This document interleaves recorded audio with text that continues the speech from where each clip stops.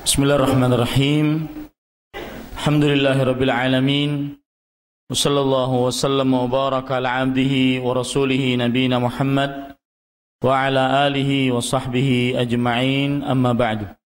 Alhamdulillah, kita bersyukur pada Allah Subhanahu wa taala yang telah memudahkan kita untuk melaksanakan salat Isya secara berjamaah. Ada pelajaran menarik dari salat Isya secara berjamaah. Dalam hadis riwayat Bukhari, Rasulullah sallallahu alaihi wa ala alihi wasallam bersabda, "Man shallal isya'a fi jama'ah, faka'annama shalla nisfal lail." Barang siapa yang salat Isya secara berjamaah, maka seakan-akan dia salat setengah malam. Artinya, semenjak matahari terbenam sampai pertengahan malam, dia dalam keadaan sholat. Faedah yang menarik dari hadis ini adalah, para ulama diantaranya Imam Ibn Utsaimin rahimahullah menjelaskan kepada kita bahwa konsep beribadah dalam Islam adalah bukan hanya sekedar beramal, tetapi bagaimana amal ibadah tersebut kualitasnya tinggi sehingga diterima oleh Allah Subhanahu wa taala. Di dalam agama Islam bukan sekedar sholat, bukan sekedar, karena orang yang sholat banyak, yang hafal Quran banyak, yang menunaikan haji dan umroh banyak, yang bersedekah mengeluarkan zakat wajib banyak. Tapi yang diterima oleh Allah Subhanahu wa taala berfirman dalam surat Ali Imran ayat 31, "Innama yataqabbalullahu minal muttaqin." Sesungguhnya Allah Subhanahu wa taala hanya menerima dari orang-orang yang bertakwa. Hanya menerima dari orang-orang yang bertakwa, menunjukkan bahwasanya tidak semua orang diterima oleh Allah Subhanahu wa taala amal ibadahnya. Afwan, bukan surat Ali Imran, surat Al-Maidah ayat 27. Hanya orang-orang bertakwa. Nah, para ulama menjelaskan, di antaranya Imam Utsaimin, jika Anda ingin amal ibadah Anda kualitasnya tinggi, yang nantinya akan diterima oleh Allah, dan tanda orang yang bertakwa adalah diterima oleh Allah amal ibadahnya dengan cara memperhatikan keutamaan-keutamaan amal ibadah yang Anda kerjakan. Seperti sholat Isya tadi. Sholat Isya yang dikerjakan secara berjamaah, Nabi Muhammad SAW menyatakan, seakan-akan orang sholat setengah malam. Jarang orang yang mampu sholat setengah malam.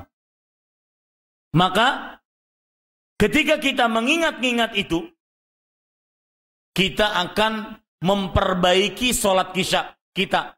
Tambah khusyuk, tambah hadir hati, tambah menghadap kepada Allah, karena kita berharap seperti yang disebutkan dalam hadis tadi. Dan begitu seluruh amal ibadah. Jika Anda ingin kualitas amal ibadah Anda tinggi, maka ingatlah keutamaan-keutamaan dari amal ibadah tersebut. Seperti wudu yang kita kerjakan sebelum sholat. Dan tidak sah sholat seseorang tanpa berwudu. La salata bi ghairi tuhur. Tidak sah sholat seseorang tanpa bersuci, yaitu berwudu. Ingat keutamaan berwudu, maka wudu kita akan benar-benar maksimal, kualitasnya tinggi. Dan sekali lagi saya katakan, konsep beribadah seorang muslim bukan sekedar sholat, selesai. Nih kurban dekat, bukan sekedar kurban. Akhirnya yang datang, kalau kurbannya sapi, datang sapinya setengah kambing. Kenapa? Kurus. Karena tidak memperhatikan kualitas amal ibadah. Yang perhatikan adalah bagaimana berkurban dengan semurah-murahnya. Ini keliru. Yang paling penting dalam beramal ibadah adalah bagaimana ibadah kualitasnya tinggi sehingga diterima oleh Allah Subhanahu wa taala. Ulama-ulama salaf terdahulu sangat takut amal ibadahnya tidak diterima. Seperti perkataan Ibnu Dinar rahimahullah, beliau mengatakan, "Al-khawfu 'alal 'amal alla yutaqabbal ashaddu minal 'amal." Takut amal ibadah tidak diterima itu lebih berat dibandingkan beramal itu sendiri. Maka saya nasihatkan kepada diri saya pribadi dan kepada para jamaah, bapak, ibu, saudara-saudari sekalian, ketika Anda mengangkat takbiratul ihram, bukan sekedar rutinitas. Azan isya, kita sholat isya. Azan maghrib, sholat maghrib. Itu jadi rutinitas. Makanya tajdidun niyah. Harus selalu memperbaharui niat. Memperhatikan kualitas amal ibadah. Lebih dibandingkan hanya sekedar beramal. Itu bedanya. Dan itu maksud hadis Rasul riwayat Imam Ahmad. Nabi Muhammad SAW bersabda, "Innar rajula la yusalli wa ma kutiba min salati illa ushruha aw tus'uha aw thumunuha aw sub'uha aw sudusuha khumusuha rubu'uha thuluthuha nisfuha." Sesungguhnya seseorang sholat, tidaklah ditulis dari sholatnya kecuali 1/10-nya, 1/9, 1/8, 1/7, 1/6, 1/5, 1/4, 1/3, 1/2. Padahal sholatnya sama, rukunya sama, imamnya sama, waktunya sama, bacaannya sama, gerakannya sama. Tapi di antara kita beda-beda. Kadang perbedaannya antara langit dengan sumur. Ya? Beda-beda sholatnya. Kenapa? Karena kualitas amal ibadahnya beda-beda. Para ulama salaf sangat memperhatikan bagaimana amal ibadah tersebut diterima oleh Allah. Bukan sekedar beramal. Karena seperti yang saya sebut tadi, yang nuntut, sekarang kita nuntut ilmu, ini ibadah. Yang nuntut ilmu banyak. Yang dapat ilmu yang bermanfaat, tanda ilmu bermanfaat mendekatkan diri kepada Allah sedikit. Tidak semua orang. Makanya Bapak Ibu Saudara-saudari, perhatikan keutamaan amal ibadah apapun yang Anda kerjakan. Anda niscaya kualitas amal ibadahnya tinggi. Dan ini konsep beramal ibadah menurut ulama salafus saleh. Bukan sekedar beramal, tetapi lebih perhatian apakah amal saya diterima atau tidak. Bukan sekedar sholat malam, bukan sekedar hafal Quran, baca Quran, tidak. Tapi bagaimana amal ibadah tersebut masuk ke dalam hadis Rasul riwayat Baihaqi yang dihasankan oleh Imam Albani rahimahullah, "Innallaha yuhibbu idza amila ahadukum amalan an yuhsinahu." Sesungguhnya Allah mencintai jika salah seorang dari kalian beramal untuk memaksimalkan amalnya, bukan sekedar beramal. Bagaimana amalan tersebut diterima oleh Allah. Kemudian Bapak Ibu kita lanjutkan. Ada hasad yang diperbolehkan. Yaitu yang disebut dengan apa tadi? Ghibthah. Ghibthah ini maknanya adalah menginginkan kenikmatan yang ada pada orang lain ada pada dirinya, agar dia bisa beramal seperti orang lain tersebut. Itu ghibthah. Sebagaimana disebutkan dalam hadis yang diriwayatkan oleh Imam Bukhari yang saya katakan tadi, la hasada illa fitnatain. Tidak boleh hasad, maksudnya ghibthah di sini iri, kecuali pada dua orang. Rajulun atahu Allahu malan fasallata ala halakatihi fil haq. Seseorang yang diberikan limpahan harta, lalu dia hancurkan, habiskan harta tersebut dalam kebenaran. Dan orang ini yang kita berhenti sebelum azan tadi, orang seperti inilah yang tahu hakikat harta. Harta Anda sebenarnya bukan yang Anda pegang sekarang. yang Anda simpan-simpan, yang Anda hitung-hitung nominalnya di buku tabungan, kalau berkurang nolnya atau berpindah nolnya, langsung ngadu kepada teller bank. Bukan harta yang Anda simpan-simpan, yang Anda hafal warnanya. Apa warnanya? Merah habis itu? Kuning habis itu? Ya. Para ikhwah sekalian dirahmati Allah. Bukan. Kenapa? Karena itu harta yang Anda pegang, bukan milik Anda. Pemilik asli adalah Allah Subhanahu wa taala. Allah berfirman, "Wa atuhum min malillahi allazi atakum." Berikan kepada orang-orang miskin dari harta Allah yang Allah berikan kepada kalian. Lihat, jelas sekali. Harta Allah yang Allah berikan kepada kalian. Kita ini hanya dititipi. Kalau kita tidak gunakan sesuai dengan perintah Allah, berarti kita akan menitip kepada ahli waris kita. Bukan milik kita berarti. Orang yang tahu hakikat harta adalah orang yang seperti ini, menjalankannya di jalan Allah. Mobil yang kita miliki, Pak. Kalau kita meninggal, milik siapa? Ahli waris. Berarti selama ini kita bersih-bersih mobil, nyuci mobil orang.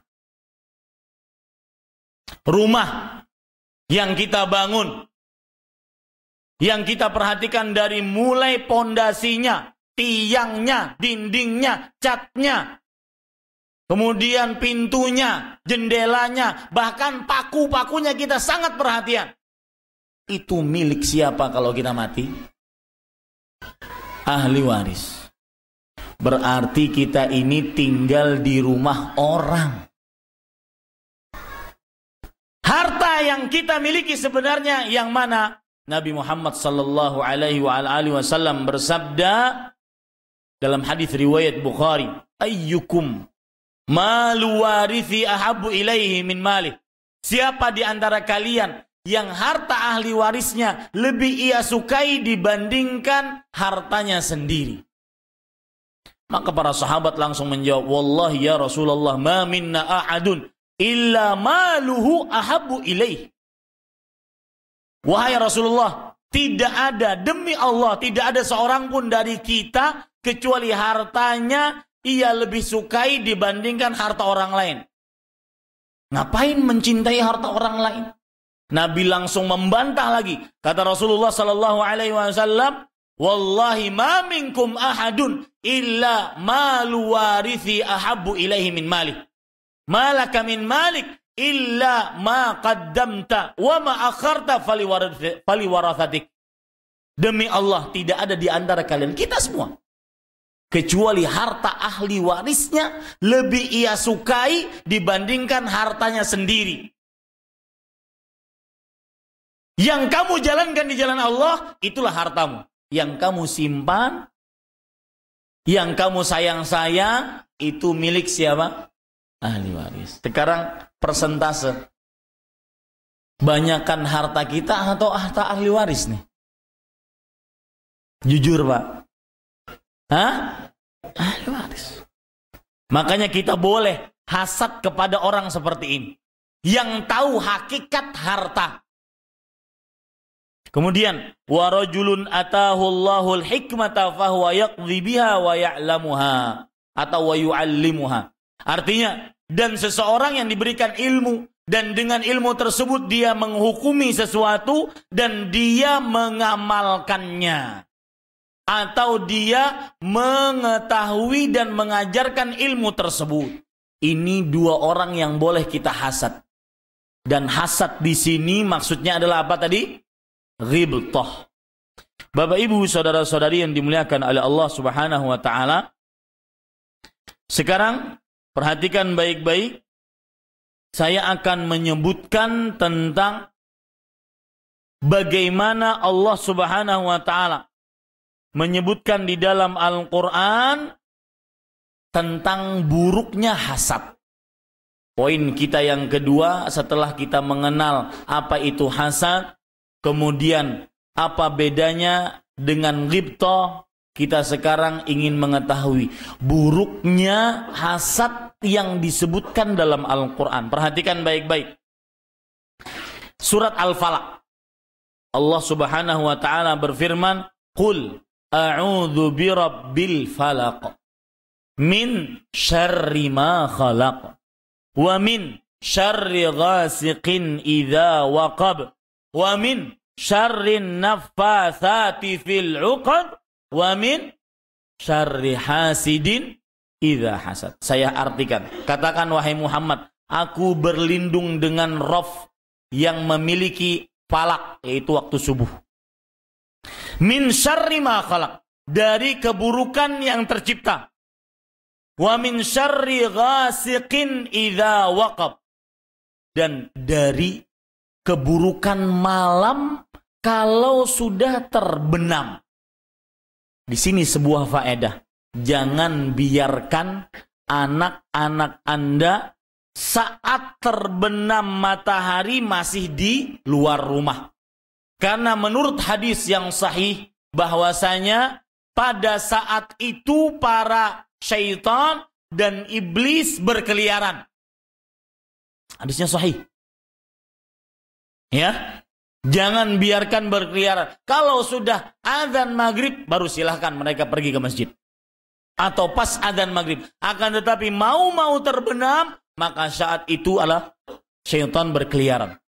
Bapak ibu saudara-saudari yang dimuliakan oleh Allah, makanya kita minta perlindungan dari malam ketika mulai menutup hari.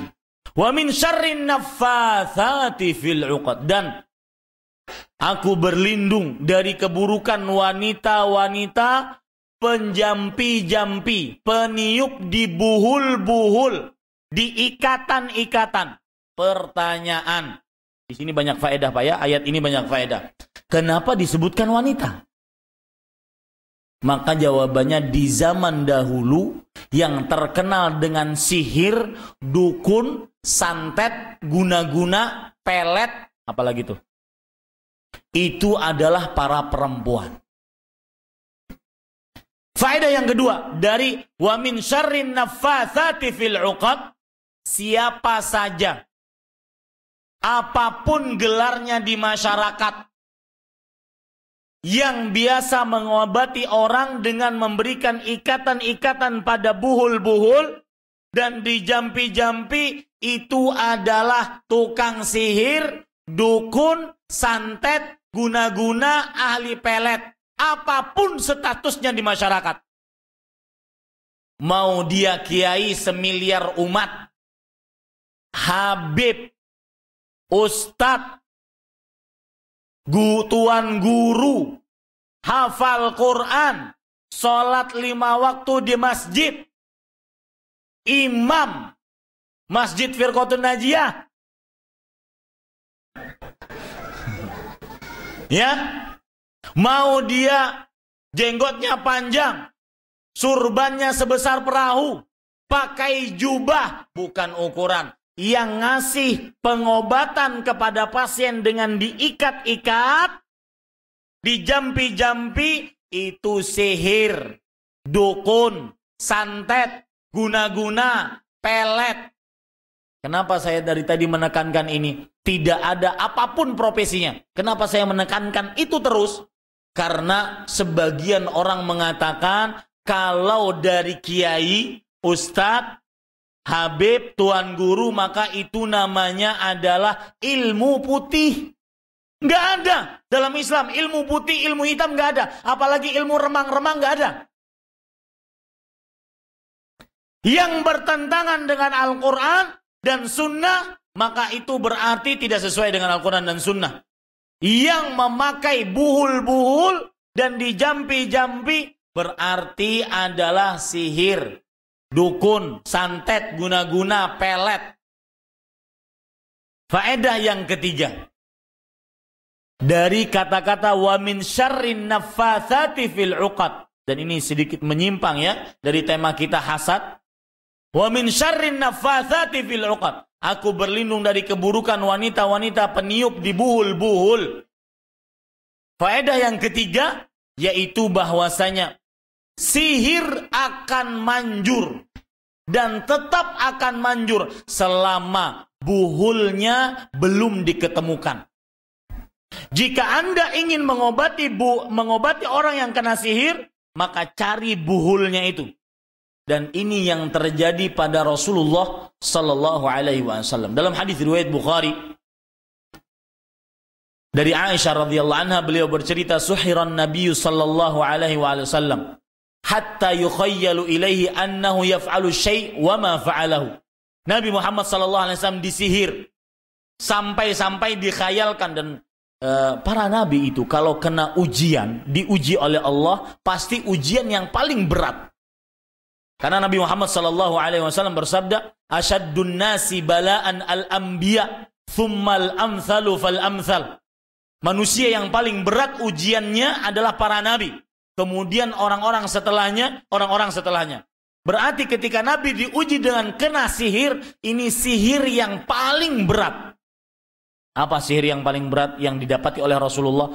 Beliau disihir, beliau menghayal. Setiap kali beliau ingin menggauli istrinya, beliau terkhayalkan kayaknya sudah ini.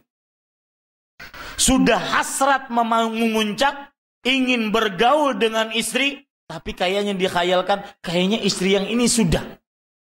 Maka tertahan hasrat tadi. Coba bayangkan bapak-bapak, kalau seandainya istri malam hari menolak untuk meminta, ketika kita minta untuk dilayani, bagaimana kesalnya? Ya, begitulah Rasulullah. Berat sekali mendapatkan sihir. Sampai beliau tertidur dan bermimpi. Dan mimpinya para nabi adalah wahyu. Didatangi oleh dua malaikat, yang satu di kepala Nabi, yang satu di kaki beliau. Yang satu malaikat bertanya, "Ma waja'ur rajul?" Orang ini kenapa? Menunjuk kepada Rasulullah. Malaikat yang lain menjawab, "Matbub." Matbub. Jangan kasih nama anak matbub. Itu artinya orang yang kena sihir. Matbub. Kenapa saya menyinggung jangan kasih nama anak ini? Jangan kasih nama anak itu beberapa kali dalam kajian. Karena saya sering ditanya, "Ustaz, tolong dong nama saya, alhamdulillah kelahiran anak. Saya minta nama dari Ustaz. Tapi tolong Ustaz namanya agak nyentrik. Dan kalau bisa cari nama yang manusia jarang bernama dengannya." Saya mikir, iblis kali. Fir'aun gitu. Ya. Jangan kasih nama anak matbub. Kemudian, "Man tobbahu?" kata malaikat yang lain bertanya. Siapa yang mensihirnya? Labid ibnul A'sam al-Yahudi min Bani Zuraik. Seorang yang bernama Labid bin A'sam dari Bani Zuraik. Fi madza? Dalam hal apa dia disihir? Ini perhatikan. Fi mushtin wa musyatah. Dalam rambut-rambut yang tertinggal di sisir. Makanya kalau ada yang katanya mengobati orang, katanya tabib, katanya orang pintar menurut orang bodoh tentunya, ya, dan minta rambut, itu pasti sihir. Itu pasti sihir. Ya, kemudian di mana diletakkan itu rambut yang sudah diikat-ikat? Di sumur. Sumur apa? Bi'ru dzi arwan. Sumur dzu arwan namanya. Maka setelah itu Nabi Muhammad SAW bangun dan langsung pergi ke sumur tersebut, mengambil dan dimusnahkan. Hilanglah sihir beliau. Dari sini kita ambil pelajaran. Sihir selalu ada buhulnya. Dan selalu disimpan di tempat-tempat yang susah dijamah. Kenapa? Karena kalau bisa dijamah, hancur, maka hancur pengaruh sihirnya. Pertanyaan, Ustadz, kalau Nabi Muhammad sallallahu alaihi wasallam diberitahu oleh malaikat, kita siapa yang ngasih tahu? Allah tabaraka wa ta'ala. Dengan cara berdoa kepada Allah subhanahu wa ta'ala.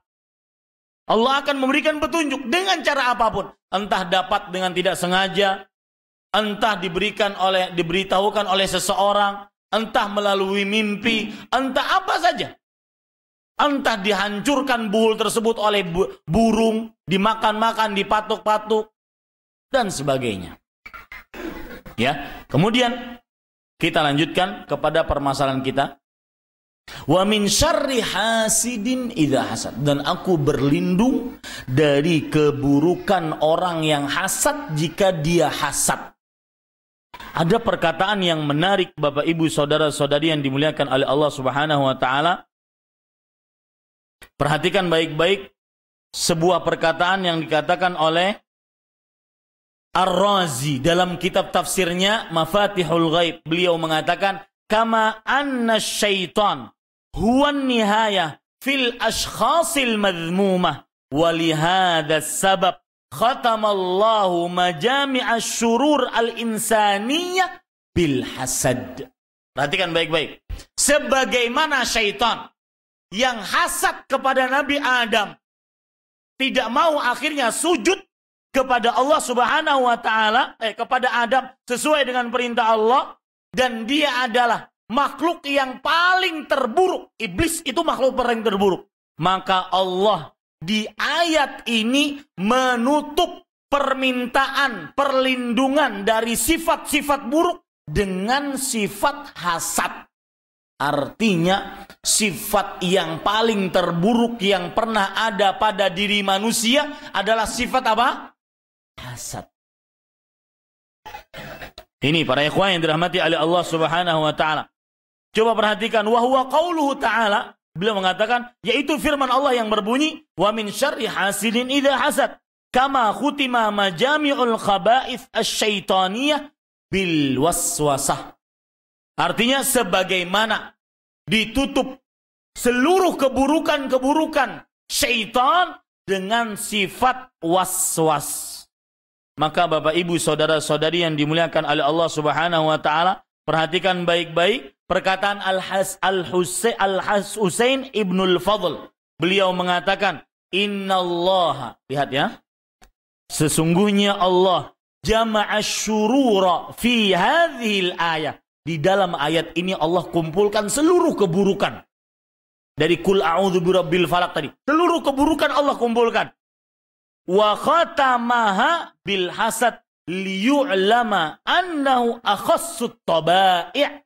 Dan Allah menutup keburukan yang paling buruk dengan sifat hasad agar diketahui bahwasanya sifat hasad adalah sifat manusia terburuk. Sifat yang ada pada diri manusia terburuk adalah sifat apa? Sifat hasad. Kemudian dalil yang lain yang menunjukkan buruknya hasad. Jadi kalau ditanya, Ustadz atau Bapak sekalian kalau ditanya pulang dari kajian ini, apa tadi kajiannya? Buruknya sifat hasad. Bapak bisa menjawab, buruknya sifat hasad yang pertama apa? Sifat yang paling tercela, terburuk dari sifat-sifat manusia. Yang kedua, buruknya sifat hasad diambilkan dari Al-Quran, surat Al-Baqarah ayat 109. Allah Subhanahu wa taala berfirman dalam Al-Quran, wadda katsirun min ahlil kitab law yaruddunakum min ba'di imanikum kuffaran hasadan min andi anfusihim min ba'di ma tabayyana lahumul haqq. Ini luar biasa ayat ini. Dan banyak terjadi di masyarakat. Saya akan jelaskan, saya artikan dulu. Orang-orang ahlul kitab. Ahlul kitab siapa? Yahudi, Nasrani. Sangat ingin mengembalikan kalian dari keimanan kalian kepada kekufuran. Kenapa demikian? Karena hasad dari diri mereka. Pak, ada riwayat. Saya nulis buku judulnya Kalau Benar Kenapa Tidak Diikuti. Dalam buku tersebut saya sebutkan sebuah riwayat, sebab orang menolak kebenaran karena sebenarnya hasad. Abu Lahab, Abu Jahal tahu, pasti tahu Nabi Muhammad SAW itu adalah seorang nabi, seorang rasul, dan mereka berbicara di antara mereka sendiri. Dalam riwayat tersebut Abu Lahab, Abu Jahal dan orang-orang kafir Quraisy mengatakan, apakah kamu tidak percaya kepada Muhammad? Saya percaya dengan apa yang dikatakan oleh dia. Cuma saya tidak ingin dia mengambil kedudukan kita. Hasad. Pelajaran menarik dari riwayat ini dan dari hadis ini, dari ayat ini, surah Al-Baqarah ayat 109, mim ba'di ma tabayyana lahumul haq, setelah jelas kepada mereka kebenaran. Maksudnya apa? Sifat buruk hasad akan mendatangkan penyakit yang lain, yaitu orang akan menolak kebenaran gara-gara apa? Hasad. Gara-gara hasad dia menolak kebenaran. Sebagaimana orang-orang Yahudi dan Nasrani. Makanya sifat buruk yang kedua atau buruknya hasad yang kedua adalah, kata Imam Ibnu Utsaimin terhadap ayat ini, wal ayatu tadullu ala tahrimil hasad lianna musyabahatal kuffar bi akhlaqihim muharramatun. Ayat ini surat Al-Baqarah ayat 109 menunjukkan haramnya hasad karena menyerupakan diri dengan orang-orang kafir adalah sesuatu yang diharamkan. Berarti Pak, buruknya sifat hasad yang kedua, orang-orang yang hasad berarti sama menyerupakan diri dengan kaum siapa? Yahudi dan Nasrani. Ini buruknya sifat hasad yang kedua, Bapak Ibu saudara-saudari yang dimuliakan oleh Allah Subhanahu wa taala. Dan itu disebutkan oleh Imam Ibnu Utsaimin ketika beliau menafsiri ayat dalam surat Al-Fatihah. Kemudian Bapak Ibu saudara-saudari yang dimuliakan oleh Allah Subhanahu wa taala, buruknya sifat hasad yang kedua, yang ketiga seperti yang sudah saya sebutkan. Dengan hasad orang akan menolak kebenaran. Dan itu pasti. Akibat hasad dia menolak kebenaran. Sebagaimana Abu Lahab, Abu Jahal menolak mengakui kenabian Nabi Muhammad SAW. Dan ini sering kita dapati di masyarakat. Orang menolak kebenaran gara-gara hasad. Orang tahu si fulan itu benar, tapi gara-gara hasad tidak ingin diambil kedudukannya, dia hasad kepada kedudukan orang tersebut, maka sudahlah. Apalagi Pak, ya kadang-kadang orang yang kepepet, biasanya ini orang yang punya kedudukan, ustadz kah, tuan guru kah, kiai kah, atau yang dihormati kah. Kalau ada orang yang menasehati, ustadz, afwan ustadz, ayat yang ustadz sebutkan tadi salah ayatnya. Orang yang tidak ikhlas, dia akan apa? Betul-betulin. Kamu umurnya baru berapa? Ilmu kamu baru berapa? Saya sudah kemana-mana. Orang hasad susah untuk menerima nasihat. Ini buruknya hasad yang keempat. Orang hasad susah untuk menerima nasihat. Persis sekali seperti yang disebutkan oleh Rasulullah, oleh Allah Subhanahu wa taala dalam Al-Qur'an, wa idza qila lahu taqillah akhadhathu al-'izzatu bil its fahasbuhu jahannam walabisal mihad. Jika dikatakan kepada dia ittaqillah, takutlah engkau kepada Allah Subhanahu wa taala, maka dia akan mengatakan, dia timbul dari dirinya sifat sombong mengerjakan dosa. Sama seperti orang-orang yang mempunyai kedudukan tadi. Orang tua misalkan juga. Ini sedikit menyimpang tentang keluarga muslim. Permasalahan problematika di tengah keluarga. Kadang-kadang orang tua, terutama kalau sudah tua, sangat sulit dinasihati oleh anaknya. Pak, nggak boleh Pak makan es krim, diabetes. Kencing manis Pak, Bapak nanti naik gulanya. Kalau sudah naik gula, maka langsung pingsan. Maka susah dia untuk menerima nasihat. Yang ada apa? Malah menentang. Qila lahu taqillah akhadhathul 'izza bil its. Wahai fulan, takutlah engkau kepada Allah. Langsung. Bukan malah menerima, tetapi malah biarin. Masuk neraka saya juga. Yang salah-salah saya juga. Itu sering seperti itu manusia. Orang seperti ini adalah orang yang hasad. Hasad, buruknya sifat hasad yang keempat, susah menerima nasihat. Susah apa? Menerima nasihat. Persis seperti siapa? Iblis. Susah menerima nasihat. Bukankah Allah memberikan nasihat kepada iblis? Kata Allah Subhanahu wa taala, "Ma mana'aka an tasjuda lima khalaqtu biyadai?" Wahai iblis, apa yang menyebabkanmu untuk tidak sujud terhadap makhluk yang aku ciptakan? Itu kan nasihat dari Allah. Ini makhluk iblis aku ciptakan dengan tanganku. Adam itu aku ciptakan dengan tanganku. Kenapa engkau tidak mau sujud? Dan itu perintahku. Lihat iblis apa menjawab.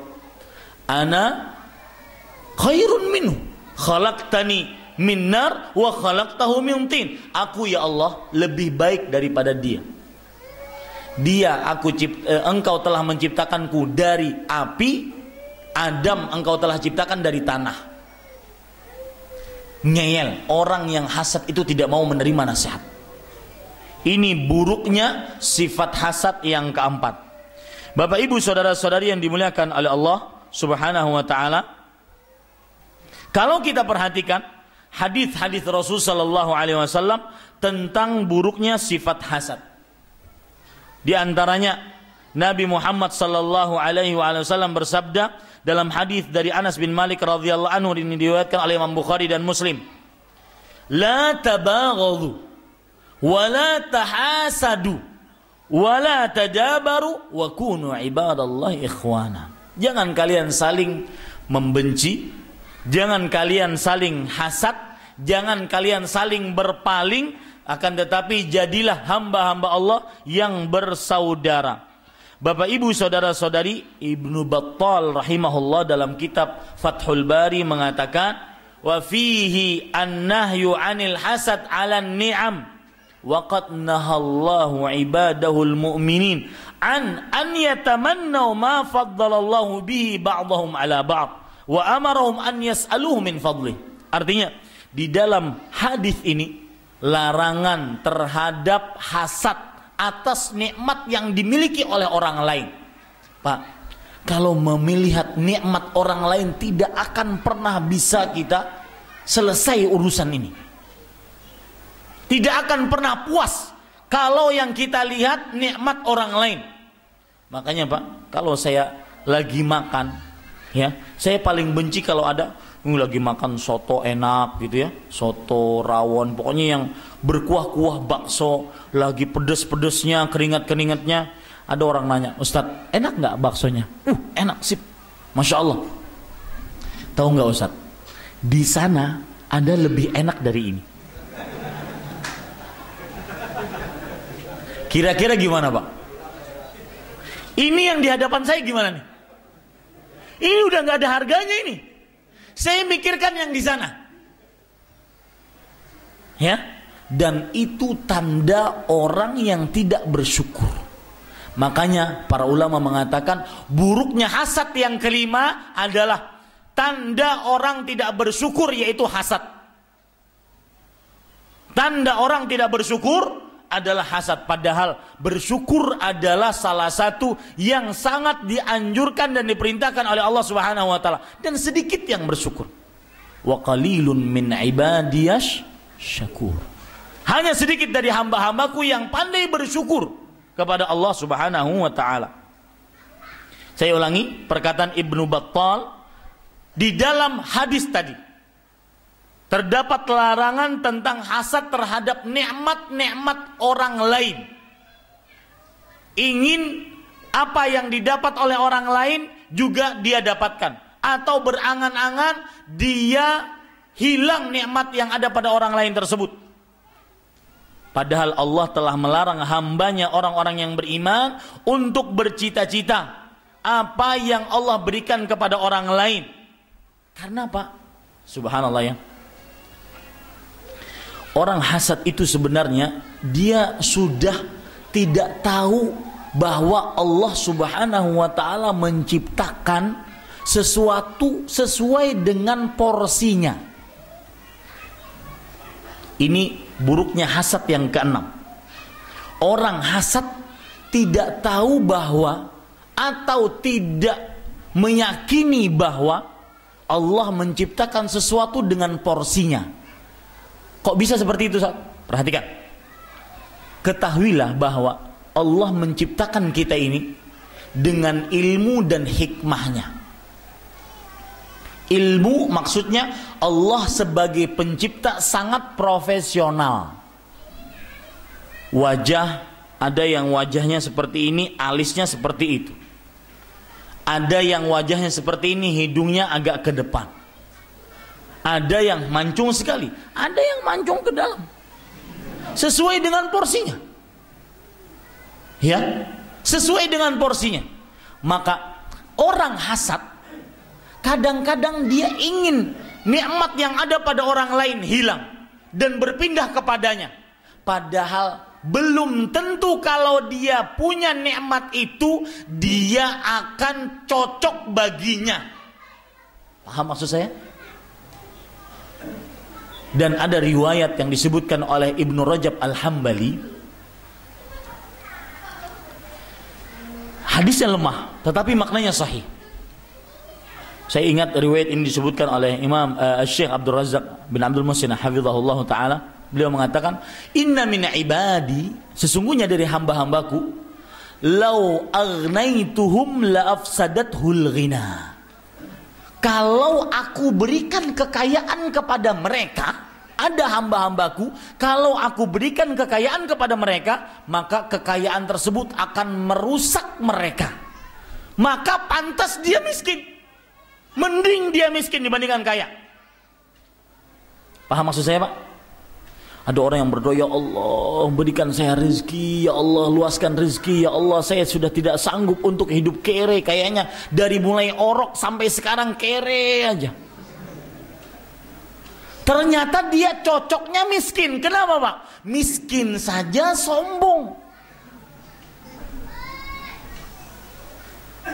Miskin aja apa? Sombong. Apalagi kaya. Miskin saja sholat jamaahnya terlambat. Apalagi kaya. Miskin saja sholat berjamaahnya terlambat. Datang-datang imam sedang ruku, kemudian dia lari dari pintu tersebut dengan tergopoh-gopoh. Bahkan kadang-kadang ada yang ruku sebelum masuk ke dalam saf. Itu pun dia takbiratul ihramnya asal takbir. Kenapa? Karena memikirin urusan di luar sana. Itu miskin. Miskin saja melalaikan ketaatan kepada Allah. Ketika di dalam sholat tadi dia yang terlambat tadi, dia pun masih mikirin yang di luar. Tangannya sudah kesana kemari. Ya, nyari kunci. Itu miskin. Bapak ibu saudara-saudari yang dimuliakan oleh Allah Subhanahu wa taala. Sholatnya dalam keadaan kosong. Itu miskin. Kapan dia sadar sedang sholat? Ketika imamnya salam. Baru dia sadar, saya tadi ikut rakaat berapa ya? Itu dalam keadaan miskin. Akhirnya dia mengambil inisiatif. Kayaknya tadi ada yang masbuk sama-sama saya. Saya nunggu dia. Kalau dia bangun, saya berarti juga ikut bangun. Ternyata teman yang di samping juga menunggu yang di sampingnya. Itu lagi miskin. Bagaimana kalau kaya? Maka kadang firman Allah yang sangat luar biasa harus benar-benar tertanam dalam diri kita agar tidak punya kita sifat hasad.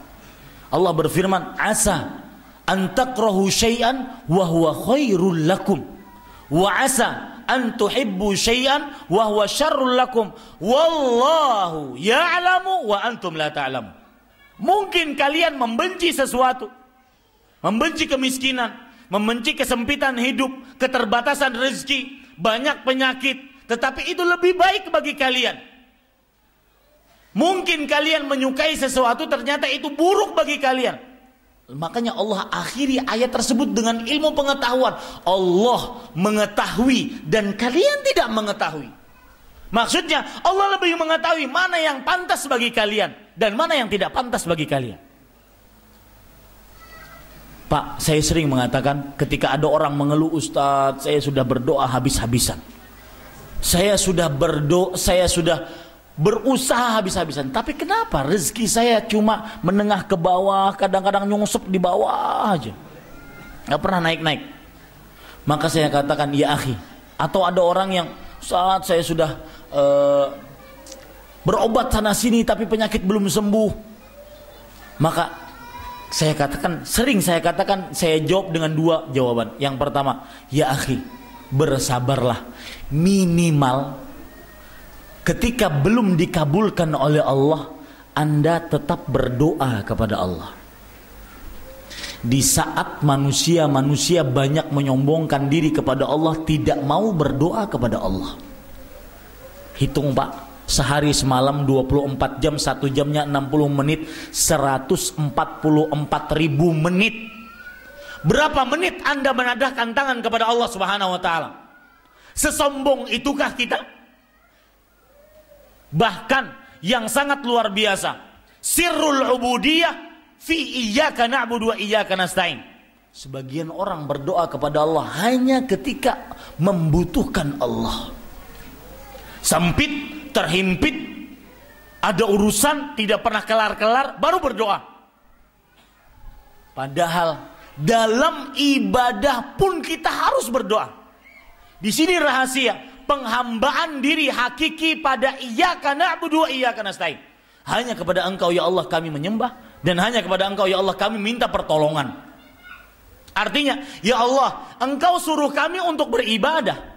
Ibadah ini tidak akan bisa kami tidak akan bisa kami kerjakan sedikit pun. Takbiratul ihram ini tidak akan mampu kami kerjakan sedikit pun kecuali dengan pertolongan.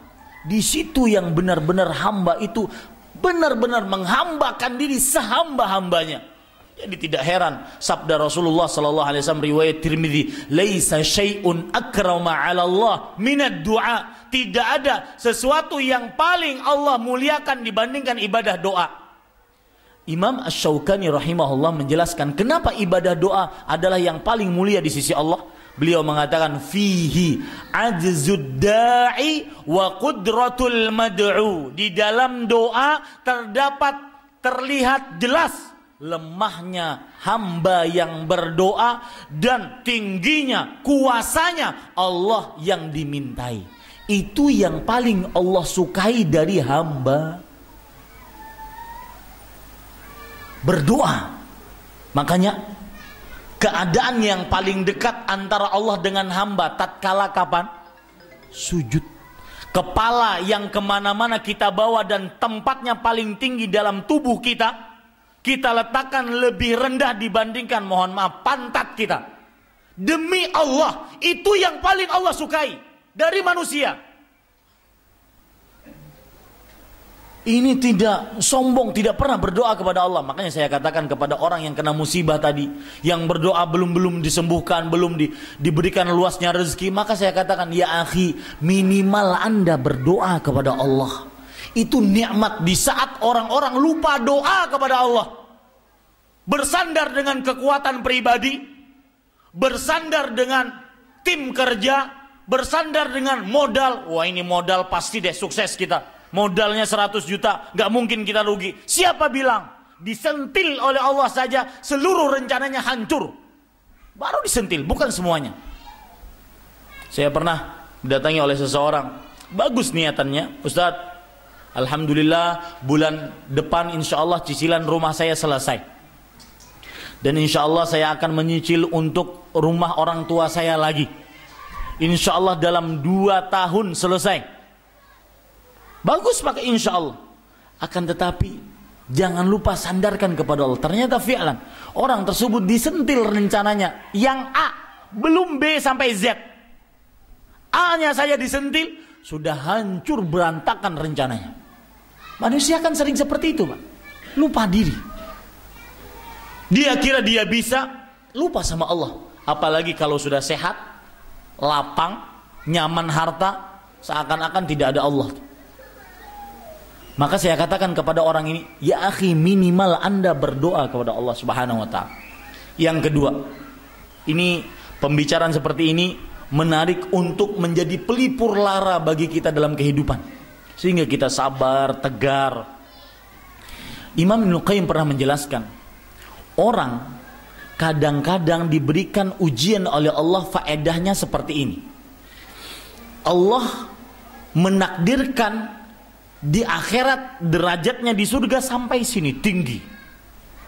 Tapi kalau dilihat dari amalnya, puasanya, sholatnya, puasa sunnah, sholat sunnah, jarang. Sedekahnya apalagi jarang.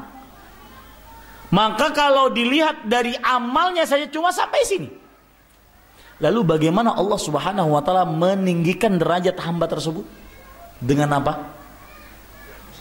Dengan musibah, ujian yang Allah berikan. Ini hikmah dari ujian Allah Subhanahu wa taala, mengangkat derajat manusia yang tidak sampai dengan amal ibadahnya. Maka kembali ke permasalahan hasad, Bapak Ibu saudara-saudari yang dimuliakan oleh Allah. Orang yang hasad sebenarnya dia sudah secara langsung atau tidak langsung, sadar atau tidak sadar, dia sudah tidak percaya dengan atau kurang percaya dengan hikmah Allah. Karena ada hamba-hamba yang cocoknya memang seperti itu. Ada hamba-hamba yang cocoknya dikasih penyakit ini. Ada hamba-hamba yang cocoknya diberikan seperti ini. Bersyukurlah kepada Allah atas pemberian Allah Subhanahu wa taala. Karena dengan bersyukur orang akan menjadi orang yang paling terkaya. Dengan bersyukur akan menjadi orang yang paling kaya. Dalam hadis riwayat Imam Tirmidzi, Rasulullah sallallahu alaihi wasallam bersabda, "Irdha bima qasamallah takun aghnan nas." Puaslah dengan apa yang Allah berikan, maka kalian akan menjadi manusia yang paling kaya. Kemudian, Bapak Ibu saudara-saudari, yang keberapa itu buruknya hasad? Yang ketujuh. Yang sekarang ketujuh. Sekarang ketujuh. Buruknya hasad yang ketujuh. Yang dengan ini saya tutup kajian. Kita akan banyak pertanyaan-pertanyaan, silahkan saja. Buruknya hasad yang ketujuh, yaitu orang yang hasad sebenarnya dia sedang mengaku-ngaku mengetahui takdir Allah. Dari sisi mana, Pak? Orang yang hasad sebenarnya dia sedang mengaku-ngaku mengetahui takdir Allah. Padahal tidak ada yang mengetahui takdir Allah yang ada dalam kitab Lauhul Mahfuz kecuali Allah Subhanahu wa taala. Contohnya, seorang keluarga istri, dia bilang kepada suaminya, "Mas, Bang kan, abang kan kerjanya sama dengan abang yang di samping. Tetapi kenapa abang yang di samping punya mobil, setiap 3 bulan, 4 bulan, 5 bulan ganti mobilnya, Bang. Kita ini mobil kita lebih banyak menghidupkannya daripada menaikinya, Bang." Mogok maksudnya. Ya. Maka istri yang hasad kepada tetangganya ini, dia sebenarnya sudah mengira-ngira takdir makhluk yang di samping itu. Ternyata, Pak, tetangganya itu ganti-ganti mobil setiap 4 bulan, 5 bulan. Kenapa? Makelar mobil, Pak. Ya, makelar mobil. Makanya sifat buruk atau buruknya hasad yang ke-8 adalah orang yang hasad pasti hatinya tidak selamat. Pasti hatinya kotor. Dan orang yang kotor hatinya, maka lisannya pun akan kotor. Apa dalilnya, Ustaz? Hadis riwayat Imam Ahmad Nabi Muhammad SAW pernah berdoa dan doa ini dihafal karena doa ini lebih baik dari emas dan perak.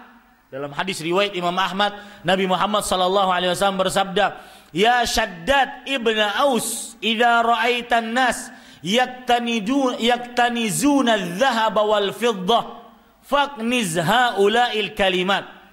Wahai Shaddad bin Aus, jika engkau melihat orang-orang mengumpulkan emas dan perak, maka Anda baca, kumpulkan doa ini. Apa doanya? Dan fi'lan, Pak, doa-doa yang akan saya baca sekarang ini lebih baik dari emas dan perak. Allahumma inni as'aluka tsabata fil amri. Wahai Allah, aku memohon kepada engkau ketetapan di dalam agama. Ini lebih utama dibandingkan emas dan perak. Yang kedua, wal azimata ala rusydi, dan tekad kuat untuk mengerjakan ilmu. Ini lebih utama dibandingkan emas dan perak. Banyak orang yang ikut kajian tapi tidak mengamalkan ilmunya. Kemudian yang ketiga dan keempat, wa as'aluka mujibati rahmatik wa azaima maghfiratik, dan aku memohon kepada engkau hal-hal yang mendatangkan, mengkonsekuensikan rahmatmu dan ampunanmu. Mendapatkan rahmat dan ampunan lebih utama dibandingkan emas dan perak. Yang kelima dan keenam, wa as'aluka syukra ni'matik wa husna ibadatik, dan aku memohon kepada engkau bersyukur atas nikmatmu dan beribadah yang baik kepadamu. Dua hal ini juga lebih baik daripada emas dan perak. Yang ketujuh dan kedelapan yang berkaitan dengan hasad tadi, orang yang hasad hatinya pasti kotor. Kalau sudah kotor, hatinya pasti lisannya juga kotor. Rasulullah SAW bersabda dalam hadis yang ketujuh dan kedelapan, wa as'aluka qalban saliman wa lisanan sadiqan. Aku memohon kepada engkau ya Allah hati yang selamat, bersih dari kotoran-kotoran, dan lisan yang jujur. Jika hati selamat pasti lisannya baik. Dan ini buruk hasad yang ke-9, bahwa orang yang hasad pasti lisannya jelek, entah ghibah, namimah. Dan saya jadi benar-benar yakin perkataan para sahabat itu memang benar-benar luar biasa, karena memang diambil dari sabda-sabda Rasulullah. Beliau diajari oleh Rasulullah memang. Lihat perkataan Shaddad ibnu Aus radhiyallahu anhu, beliau mengatakan, "Idza ra'aitar rajula ya'malu bi ta'atillah fa'lam anna lahu 'indahu akhawat. Wa idza ra'aitar rajula ya'malu bi ma'siyatillah fa'lam anna lahu 'indahu akhwat." Jika engkau melihat seseorang mengerjakan satu ketaatan kepada Allah, maka ketahuilah dia akan mengerjakan ketaatan-ketaatan lain. Artinya saudara-saudaranya akan ikut menuntut ilmu, satu ketaatan. Akhirnya kita duduk di masjid. Orang yang duduk di masjid berarti apa? Dia didoakan oleh para malaikat.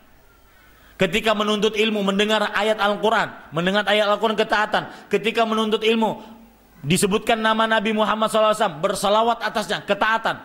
Satu ketaatan mendatangkan ketaatan-ketaatan yang lain. Begitu juga maksiat, mendatangkan maksiat-maksiat yang lain, saudari-saudari dari maksiat yang lain.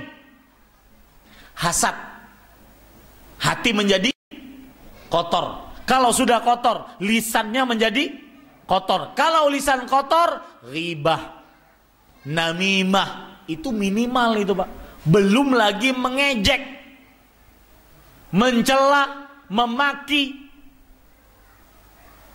Jadi maksiat mendatangkan maksiat-maksiat yang lain.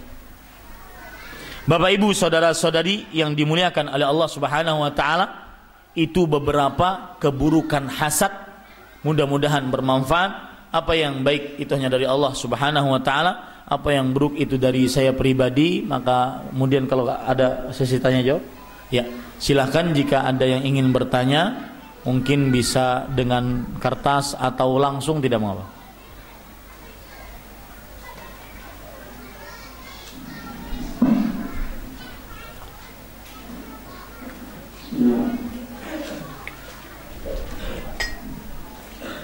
Silakan, Pak.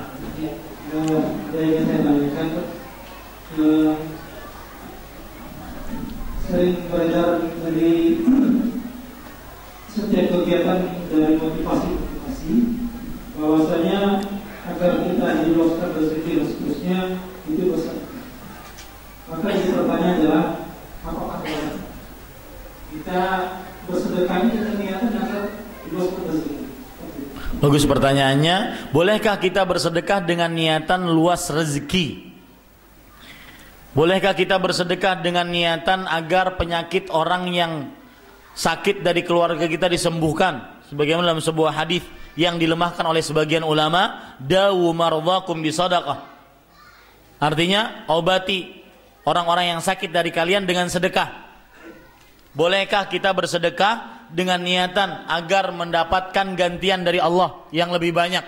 Sebagaimana firman Allah Subhanahu wa taala, "Wa ma anfaqtum min syai'in fahuwa yukhlifuh." Apapun yang kalian nafkahkan, maka Allah niscaya akan menggantinya langsung. Maka jawabannya, kalau niatannya murni untuk dunia, maka tidak boleh. Karena itu sebuah kesyirikan. Ibadah harus ikhlas karena Allah. Maka saya sering memberikan solusi untuk permasalahan seperti ini dengan cara Anda sedekah murni karena Allah, berharap pahala dari Allah, lalu Anda berdoa, ya Allah, saya sudah bersedekah ikhlas karena Engkau, mudahkanlah rezeki saya. Nah, ini boleh. Sebagaimana yang terjadi pada 3 orang yang terperangkap dalam goa, mulut goanya tertutup, kemudian mereka berkata, sebagian dari mereka berkata kepada sebagian yang lain, ya artinya saling mengatakan, innahu la yunjina min hadhihi sakhra illa an nad'u bi salihi a'malina. Sesungguhnya kita tidak akan selamat dari batu yang menutupi mulut goa ini kecuali kita berdoa dengan amal-amal soleh kita, dengan menyebutkan amal-amal soleh. Maka akhirnya disebutkan amal-amal soleh. Ada yang bakti orang tua, ada yang amanah menjaga gaji pegawainya, ada yang takut kepada Allah, tidak mau berzina karena takut kepada Allah. Akhirnya hilang dan bisa bergeser batu yang menutupi mulut goa tersebut. Maka amalkan seperti itu. Bersedekah ikhlas karena Allah, kemudian berdoa kepada Allah agar diberikan pengabulan doa dan apa yang kita minta dari Allah Subhanahu wa taala. Wallahu alam. Nah, pertanyaan selanjutnya, mau tanya, apakah saya termasuk orang yang tidak bersyukur jika saya yang seorang karyawan yang bekerja di departemen A minta pindah kepada atasan ke departemen B, di mana tentunya beban pekerjaan di departemen B lebih ringan dibandingkan beban pekerjaan di departemen A? Tidak, ini bukan termasuk syukur atau tidak syukur. Ini adalah perkara dunia yang mana kalau seandainya kita tidak tanggup di salah satu departemen, kita ingin pindah yang lain agar lebih maksimal, maka ini boleh-boleh saja. Yang tidak bersyukur adalah apabila kita sudah diberikan fasilitas, kemudian kita tetap merasa kurang. Saya ingin sedikit menyinggung tentang syukur, Pak. Karena tadi sudah kita sebutkan, kalau tidak salah satu buruknya hasad adalah menjadi orang tidak bersyukur. Betul? Betul. Bapak, kapan kita bisa bersyukur? Melalui tahapan yang 5. Yang pertama, ma'rifatul mun'im. Ma'rifatun ni'mah. Mengenal nikmat. Anda tidak akan pernah bisa bersyukur kecuali mengenal nikmat yang ada pada diri Anda, bukan pada orang lain. Kenali nikmat-nikmat yang Allah berikan.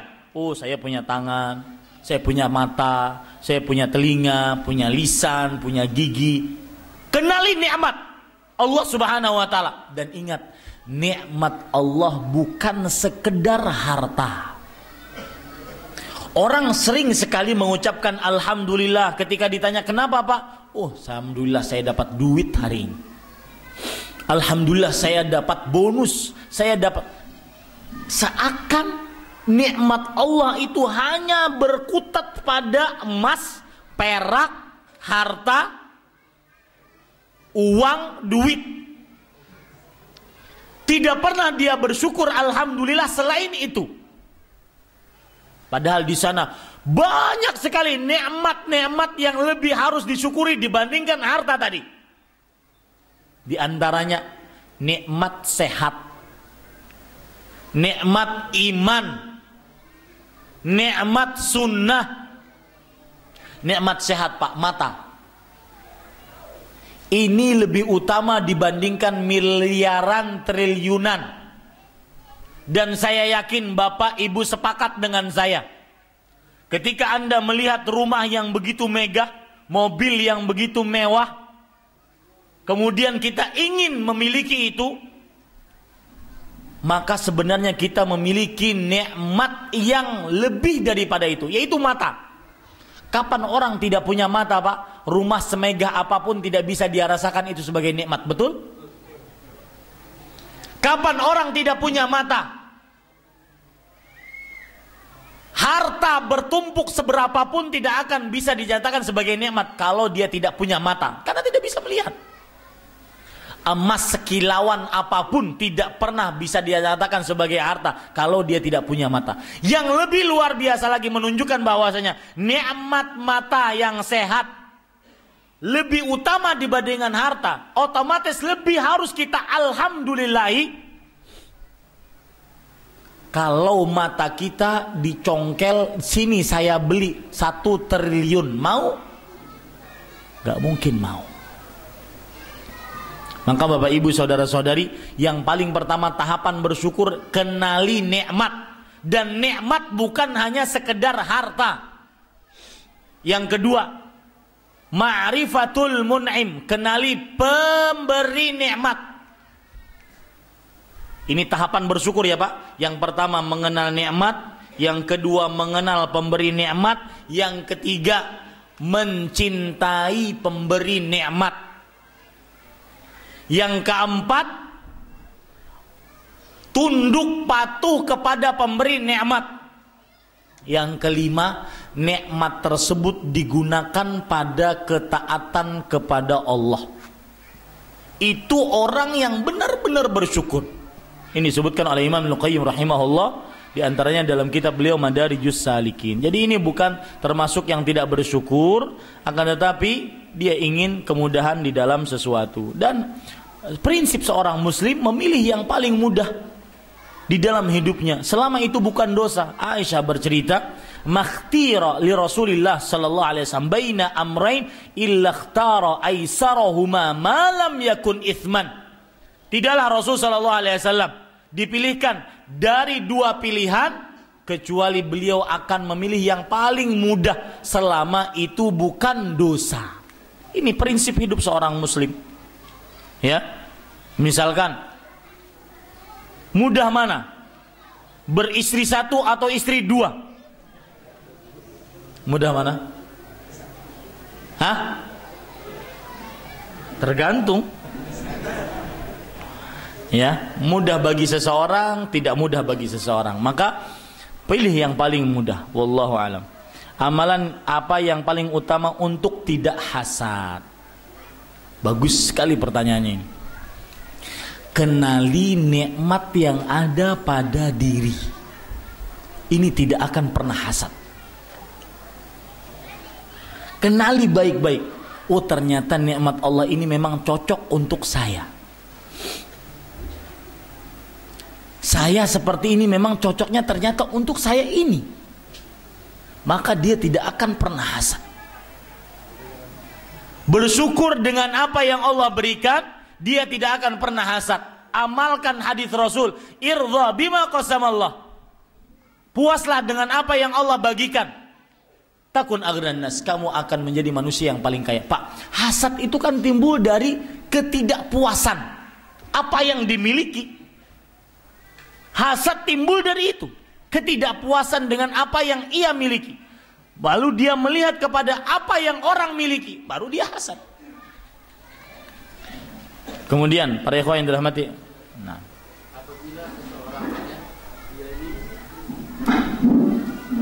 apabila ada seseorang dia ini berbuat maksiat, kemudian ini bertobat kepada Allah. Nah, akan tetapi maksiat ini menyebabkan dia berbuat maksiat yang lain dan itu berbeda. Akan tetapi dia tetap bertobat kepada Allah. Dan kemudian dalam waktu dia berbuat baik dan bersyukur kepada Allah. Nah, perbuatan baik ini menyebabkan dia berbuat baik lagi yang berikutnya. Apakah ini menunjukkan bahwa dia berbuat maksiat yang diampuni oleh Allah? Bagus pertanyaannya. Maksud beliau ingin tahu ciri taubatnya itu diterima atau tidak. Pak, saya tidak akan jawab pertanyaan seperti ini. Di bulan Ramadan saya sering ditanya, Ustadz, ciri orang dapat Lailatul Qadar apa? Ustadz, ciri orang diampuni dosanya apa? Ustadz, ciri orang diterima amal ibadahnya apa? Ustadz, ciri orang taubatnya diterima apa? Nggak ada. Cirinya nggak ada. Dan kalau ada, itu akan bermasalah kepada manusianya. Kenapa? Salah satu penyakit yang ditimbulkan kalau dia tahu taubatnya diterima, dia akan puas. Kalau sudah puas, meremehkan maksiat dan lalai dalam ketaatan. Makanya pertanyaan-pertanyaan seperti ini tidak ada. Tidak dijelaskan kan oleh Rasulullah, ciri taubat Anda diterima ini enggak. Ciri Lailatul Qadar, ciri mendapatkan Lailatul Qadar ini enggak. Apalagi di tengah masyarakat, ciri orang mendapatkan Lailatul Qadar, ada cahaya dari langit masuk ke dalam rumahnya, ya, yang asalnya dia kulitnya putih tua. Putih tua itu istilah halus Banjarmasin untuk yang berkulit hitam. Dapat Lailatul Qadar, besoknya jadi putih kulitnya. Yang asalnya jarang sholat dapat Lailatul Qadar, jadi apa? Jadi ahli sholat, jadi ahli tabib. Enggak, tidak disebutkan oleh Rasulullah. Ciri orang dapat Lailatul Qadar yang disebutkan oleh Rasulullah adalah ciri-ciri Lailatul Qadarnya. Ciri orang diterima sholatnya nggak disebutkan oleh Rasulullah. Yang disebutkan oleh Rasulullah adalah sholat khusyuk begini. Agar apa? Agar kalau kita mengetahui kita diterima amal ibadahnya, taubat diterima, diampuni oleh Allah, yang ada nanti puas, akhirnya meremehkan maksiat dan lalai dari ketaatan. Maka yang bisa saya jawab adalah bertobat dengan sebenar-benarnya, dengan 5 syarat. Ikhlas murni hanya karena Allah, menyesal atas yang telah dilakukan, putus hubungan dengan dosa tersebut seputus-putusnya, bertekad untuk tidak melakukan dosa itu lagi. Yang kelima, mengembalikan hak-hak yang pernah dia ambil dari orang lain, baik itu harta ataupun harga diri, martabat orang lain. Itu saja yang disebutkan oleh para ulama. Adapun ciri-ciri diterimanya amal ibadah, paling-paling para ulama menyebutkan min alamati qabulil amal al-hasanatu ba'dahu. Termasuk tanda diterimanya amal ibadah adalah beramal setelahnya. Ya, beramal setelahnya, karena memang orang yang haji mabrur, maka kemabrurannya tersebut akan berpengaruh kepada kehidupannya setelah haji. Tetapi itu pun kita tidak mengetahui apakah benar memang amalnya diterima atau tidak. Karena kenapa? Kenapa rahasianya kita disebutkan, tidak disebutkan ciri-ciri taubat diterima, ciri-ciri diampuni? Karena kalau kita tahu, kita akan puas, yang mengakibatkan meremehkan maksiat. Satu lagi apa? lalai dalam ketaatan. Yang tidak tahu amal ibadahnya saja remehkan maksiat, Pak. Saya pernah ditanya waktu itu kajian di Jakarta, Ustadz, bagaimana menasehati tetangga saya untuk sholat berjamaah? Emang kenapa, Pak? Nggak mau sholat berjamaah tetangganya? Kata dia, saya tidak mau sholat berjamaah. Ini ya, contoh orang yang puas dengan apa yang sudah dia amalkan, dan itu keliru. Saya nggak mau sholat berjamaah. Ente berapapun sholat berjamaah di Indonesia cuma dapat sekali sholat 27. Saya pernah umroh dan haji. 1 kali takbiratul ihram di Masjidil Haram sama dengan 100.000 sholat. Dan orang haji itu di Mekah kira-kira 1 bulan sekian. Kalikan aja dah. Ente sampai bangkotan sholat juga di Indonesia nggak akan sama dengan saya. Jadi nggak perlu saya tahajud, nggak perlu saya sholat jamaah. Lihat, itu yang belum pasti diterima. Sudah puasnya seperti itu, mengakibatkan meremehkan maksiat dan lalai ketaatan. Ya, jadi jangan pernah bertanya lagi, apa Ustadz ciri-cirinya orang begini? Karena tidak akan kita dapatkan dalam Al-Quran dan Sunnah. Jazakallahu khairan. Ya, ada yang lain? Yang langsung? Silakan, kasih mic ke Bapak. Waalaikumsalam warahmatullahi wabarakatuh. Kalau dalam kita berdoa atau memohon ampun kepada Allah SWT, ada yang tidak punya kesalahan kepada orang itu sudah tidak ada lagi, apakah kita bisa memohon ampun kepada Allah untuk atas kesalahan kepada orang tersebut? Waalaikumsalam warahmatullahi wabarakatuh. Sebelum saya jawab, Pak, ya, maka saya ingin mengatakan makanya sebelum terlambat yang seperti pertanyaan tadi, amalkan hadis Rasul riwayat Bukhari. Man kanat indahu li akhihi madlamatun falyatahallal minhu al-yawm. Barang siapa yang mempunyai kezaliman terhadap saudaranya, maka minta halal sekarang. Disebutkan oleh Rasul, al-yawm, sekarang, hari ini. Qabla an la yakuna dinarun wala dirham. Sebelum tidak ada kata maaf di akhirat. Sebelum tidak ada emas, perak. Ini penting sekali, terutama, Pak, yang berkaitan dengan menzalimi harkat martabat orang, suka ghibah, namimah, atau menzalimi harta orang, ngutang nggak bayar, pakai jurus yang paling ampuh, afwan akhi, mohon maaf saudaraku, saya belum bisa bayar. Ya, perhatikan ini baik-baik. Sebelum nanti di akhirat tidak ada emas dan perak, yang ada apa? Yang ada adalah yang benar dan mempunyai hak, dia akan mendapatkan pahala.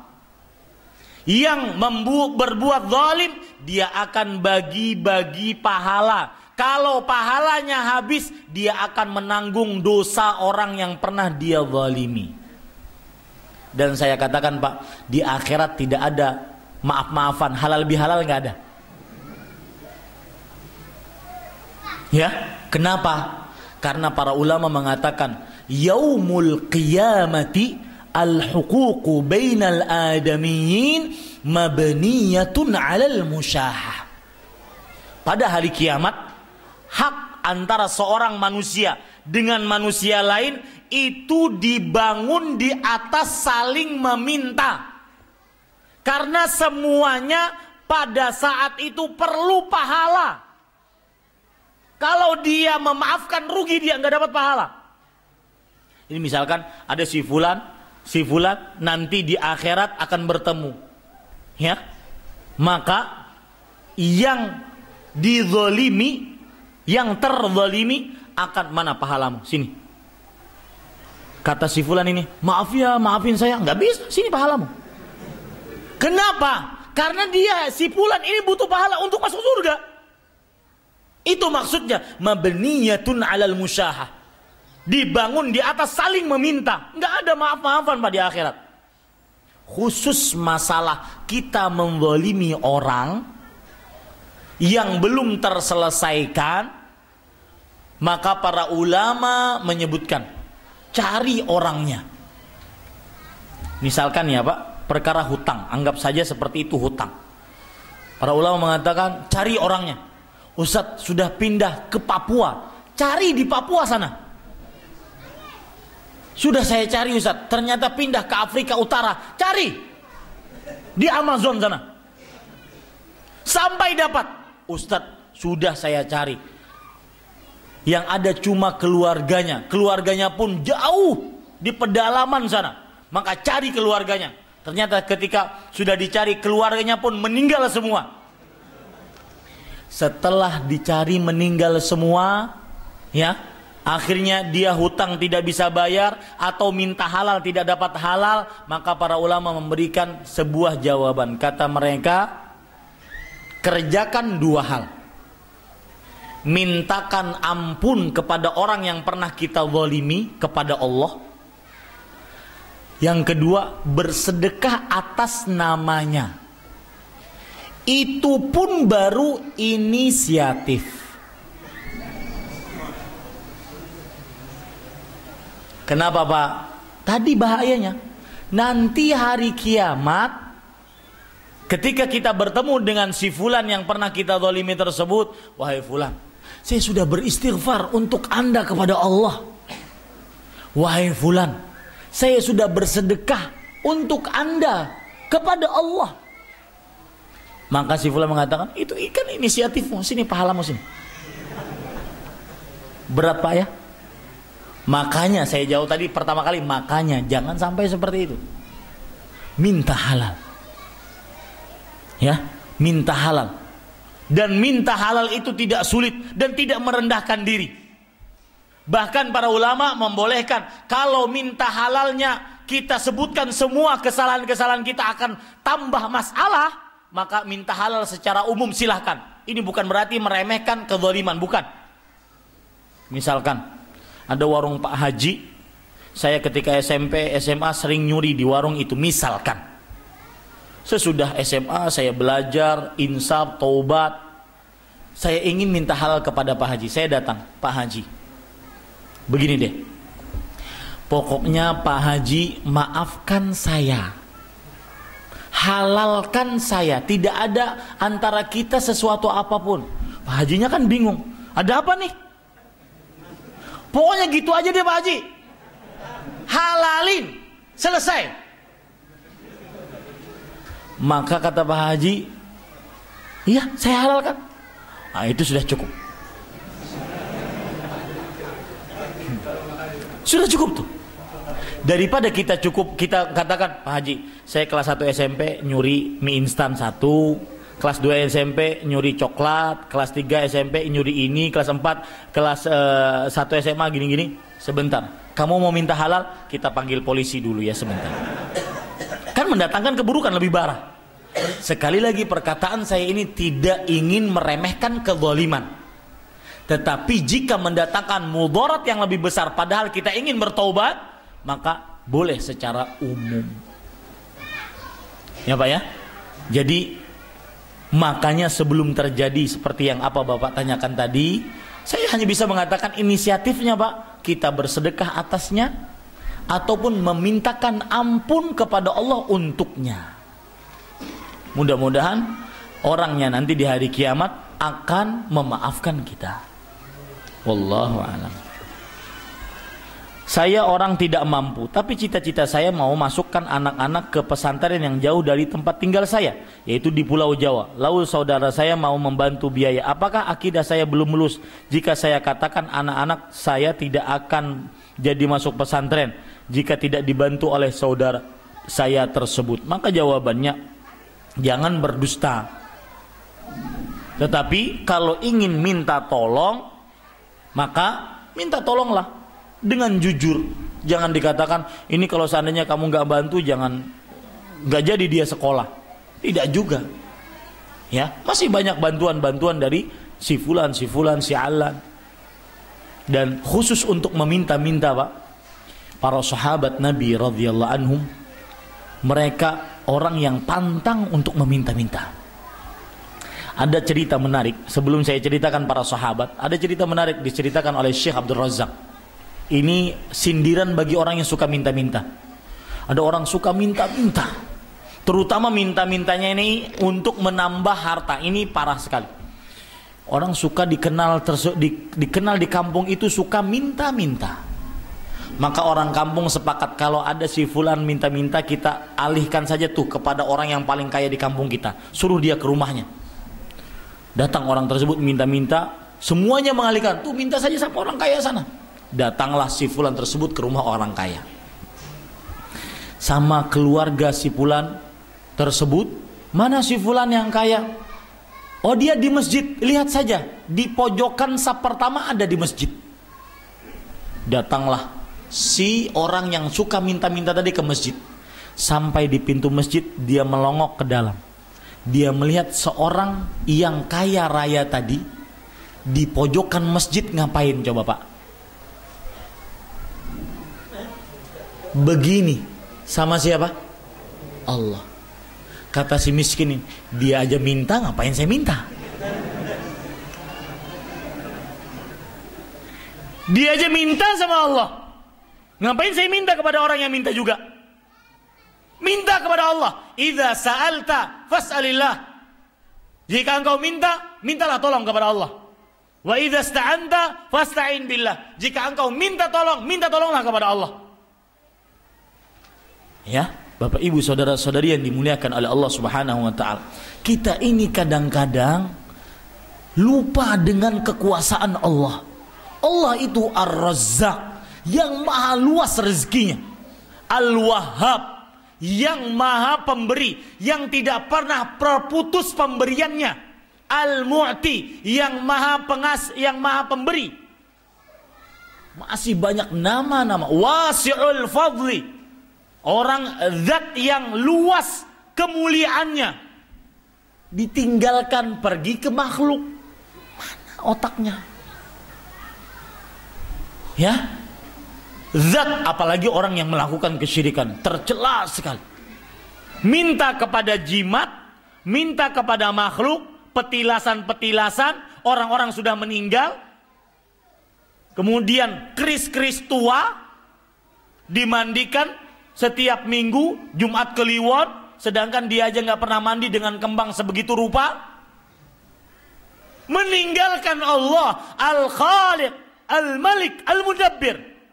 Allah yang maha pencipta, maha pengatur, maha berkuasa.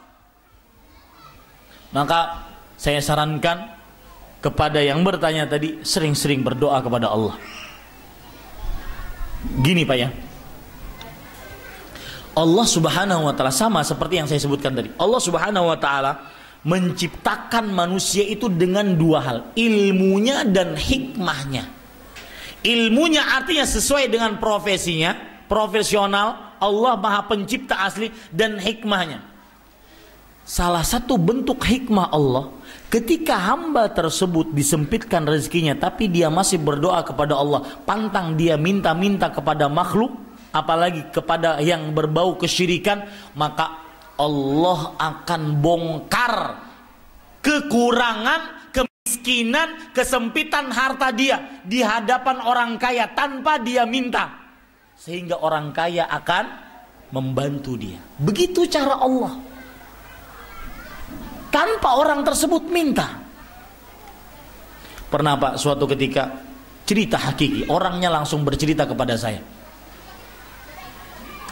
Misalkan ada handphone Pak ya, handphonenya mahal. Handphone mahal itu biasanya pulsanya pun harus mahal. Ya. Nah, orang ini miskin, diberikan handphone mahal oleh seseorang. Kemudian yang memberi handphone tersebut ingin berhubungan dengan orang ini melalui program-program yang ada, sehingga murah berhubungan, tidak perlu menelpon atau SMS yang mahal. dengan cara ada program di handphone mahal tersebut yang bisa membuat murah. Seperti zaman sekarang ada BBM, ada WhatsApp, ada Twitter yang murah-murah. Sehingga orang bisa menulis tulisan surat begitu panjang tanpa harus biaya mahal. Si fulan yang miskin ini dikasih handphone, jangankan mau menggunakannya, punya pulsa, beli pulsanya aja nggak ada. Apa yang terjadi, Pak?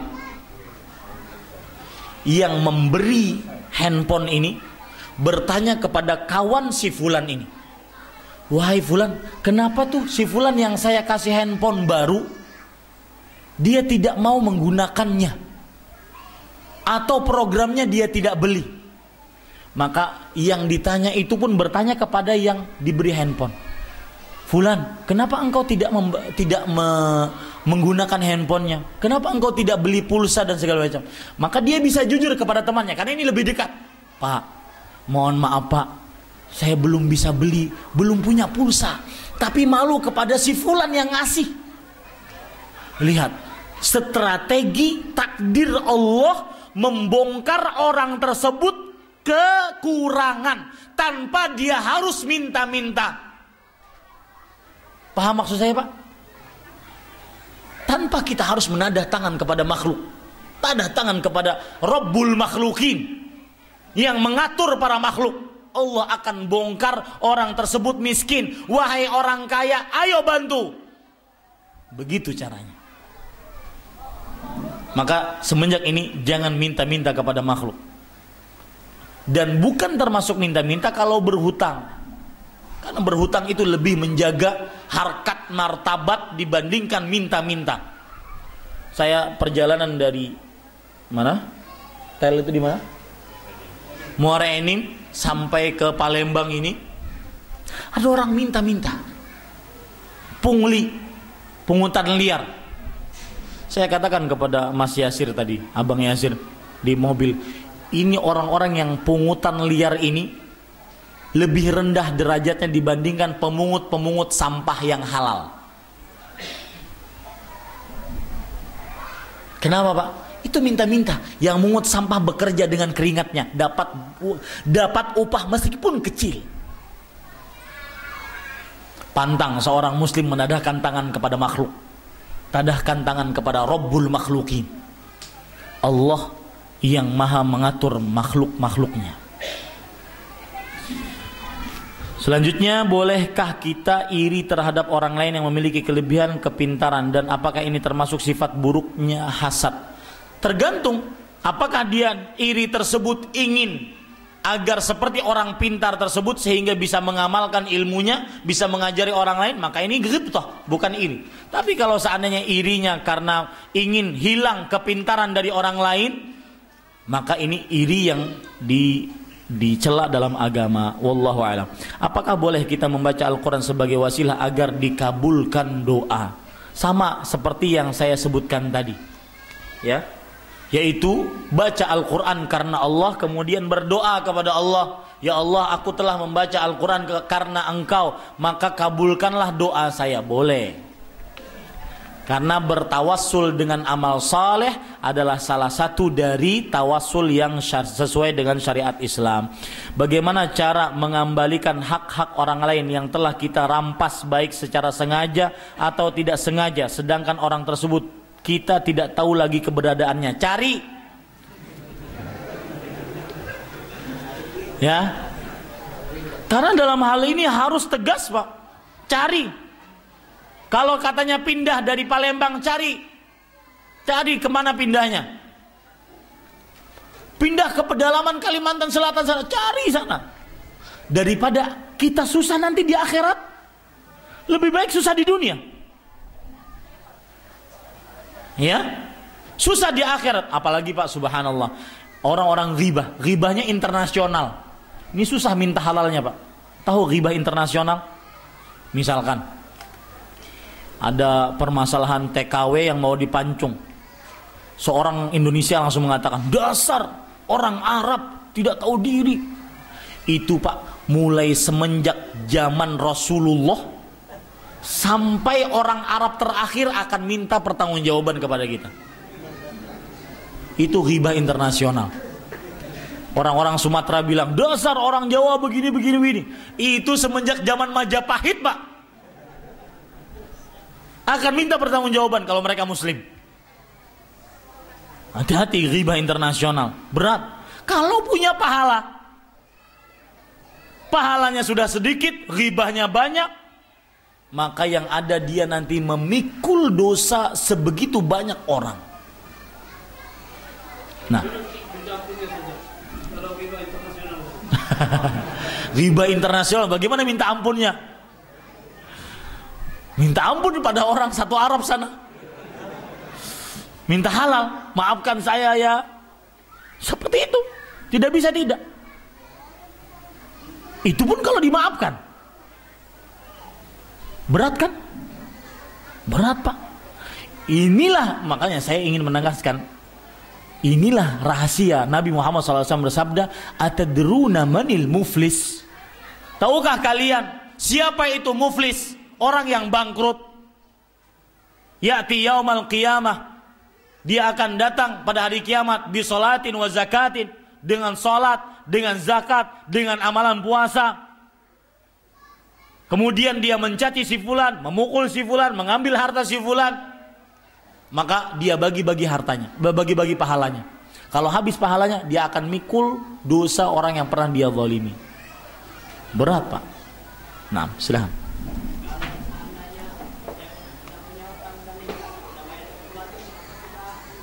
Iya, kalau seandainya orang yang punya hutang, orang yang menghutangi kita sudah meninggal, kemudian orang keluarganya kita dapati, kita kasih ke keluarganya, apakah sudah mencukupi? Sudah. Karena berarti kita sudah bayar kewajiban kita, meskipun kepada keluarganya.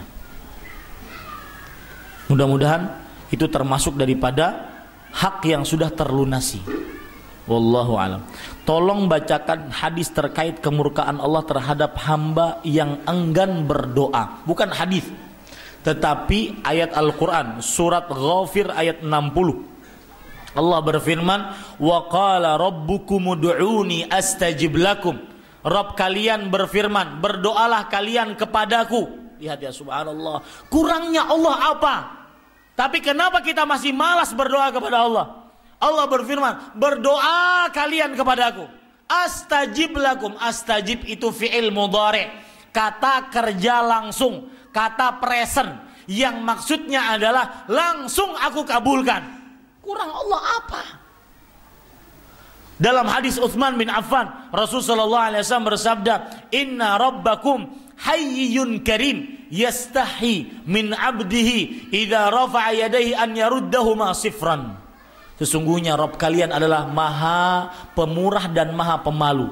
Allah malu jika hambanya menadahkan kedua tangannya, lalu Allah mengabulkannya dengan tangan kosong. Malu Allah. Kurang Allah apa kalau begitu? Kok masih malas berdoa? Kemudian lanjutan ayat tadi, innalladzina yastakbiruna an ibadati sayadkhuluna jahannama dakhirin. Sesungguhnya orang-orang yang menyombongkan diri sehingga tidak mau berdoa kepadaku, mereka akan masuk ke dalam neraka jahanam sekuat-kuatnya. Imam Asy-Syaukani dalam kitab beliau Tuhfatul Dzakirin mengatakan, wala aqbaha min hadzal istighbar. Tidak ada kesombongan yang lebih buruk dibandingkan sombong orang hamba tidak mau berdoa kepada Allah. Wa hadza syai'un minal humqi wal junun. Ini adalah sesuatu dari kedunguan dan kebodohan. Hamba yang tidak mau berdoa itu dungu, bodoh. Sebagaimana dikatakan oleh Imam Asy-Syaukani rahimahullah. Nah, terakhir, jika kita pernah berbuat zalim di usia sebelum balik kepada seseorang, ketika kita telah belajar sunnah, kita tersadar dan ingat dosa tersebut dan ingin minta halal, tapi orang tersebut telah meninggal, saya takut di akhirat pahala saya diminta orang tersebut. Bagaimana dengan saya dan solusinya? Maka jawabannya seperti yang tadi, tapi ini disebutkan sebelum balik.